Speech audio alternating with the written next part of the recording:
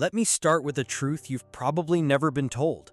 You can talk about personal growth, post mindset quotes on your social feed, even call yourself a lifelong learner, and still be living completely stuck. Not because you don't believe in growth, but because you're trapped in a mindset that only looks like growth. You don't have a growth mindset just because you say you do. You only have it when your choices, especially under pressure, reflect it. And that's the part most people miss. You can love the idea of improvement, but run from the very things that cause it. That's not a growth mindset. That's fear disguised as optimism. The term growth mindset gets thrown around a lot these days. It's in schools, business manuals, self-help books, even coffee mugs. But Carol Dweck, the Stanford psychologist who introduced the concept, wasn't trying to market a slogan.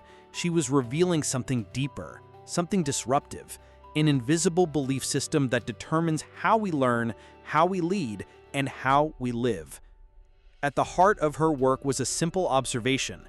Two students face the same challenge. One shuts down, the other leans in. One sees failure as evidence of inadequacy, the other sees it as fuel. What makes the difference? That question led Dweck into decades of research, where she discovered that how we respond to effort, struggle, and feedback is not random. It's patterned. It comes from a set of beliefs about ability, beliefs we rarely examine, but that quietly run our lives. Let's look closer. You see, most people operate from one of two internal scripts, not because they chose them consciously, but because these scripts were installed through experience, through praise, pressure, and the stories we tell ourselves. The first script is the belief that ability is fixed, that you're either naturally good at something or you're not, that talent is a trait, not a tool. So when you succeed, you feel affirmed, but when you fail, it feels like confirmation that you're not enough. In that mindset, the goal is to be seen as smart, to prove you've got it. And failure? It's dangerous. It's to be avoided, hidden, denied, because failure doesn't feel like feedback, it feels like a verdict. This fixed way of thinking often begins early. Maybe you were the kid who got praised for getting straight A's, not for asking questions. Maybe you were labeled the artistic one, or not really a math person. Maybe you started to measure your worth by performance and avoided anything that might threaten the label you wore. So when life handed you something hard, you either hustled to protect your identity or quietly stepped back, telling yourself, I guess this just isn't me. But there's another script, a more powerful one. It says you're not a finished product, that skills are built, not born, that your brain is not a fixed container, it's a living system that can grow, reshape, and rewire. In this script, challenges aren't threats, they're invitations. Effort isn't proof of weakness, it's a path to strength. And mistakes? They're not something to be ashamed of. They're signals. They point the way forward. This mindset doesn't mean you enjoy failure, but it means you no longer see failure as identity. You see it as data. You don't collapse when you fall short, you reflect, adapt, and try again. People with this mindset don't need to win right away. They need to learn. And in the long game, that makes them unstoppable. But here's the twist. Most of us live in between these two scripts. We believe in growth, in theory. We tell others they can improve. We love the idea of potential. But when it's time to receive criticism, to face setbacks, to struggle with something unfamiliar, the fixed mindset rears its head. We start to protect, defend, avoid, compare. We stop stretching because stretching means exposure, and exposure might mean shame. Dweck called this the false growth mindset. It's when you say the right things, but your reflexes betray you. When you praise the idea of progress, but still chase validation.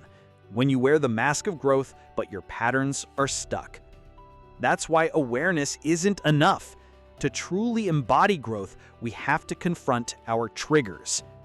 Every person has moments that activate the fixed mindset. For some, it's being challenged. For others, it's receiving criticism. For some, it's putting in effort and not seeing results right away.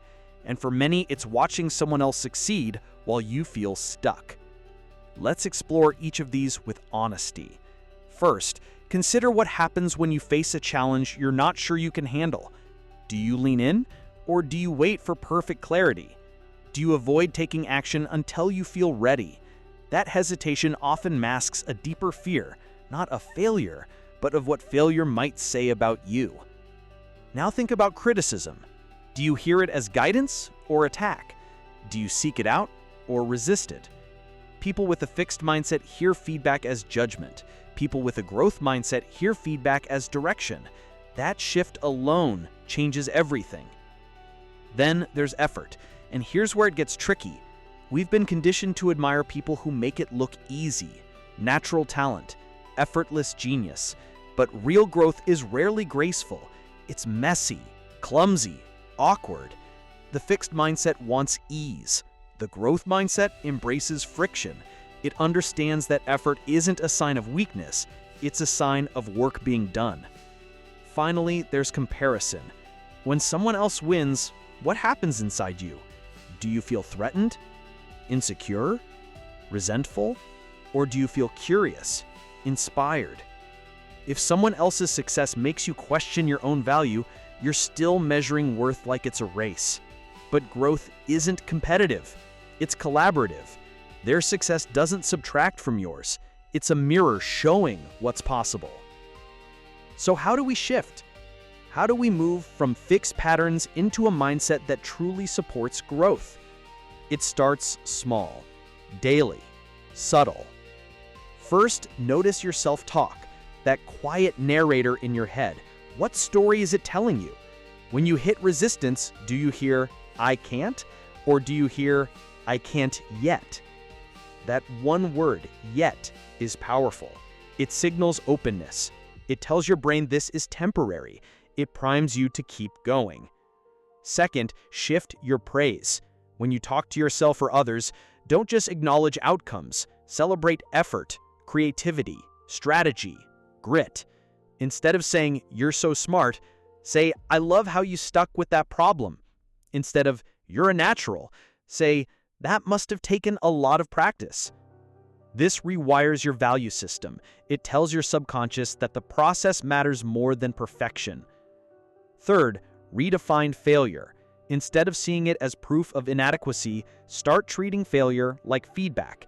If something didn't work, ask, "What did I learn? What can I try next? What's this teaching me about myself?" Write it down. Track your lessons. Give your brain something to reframe.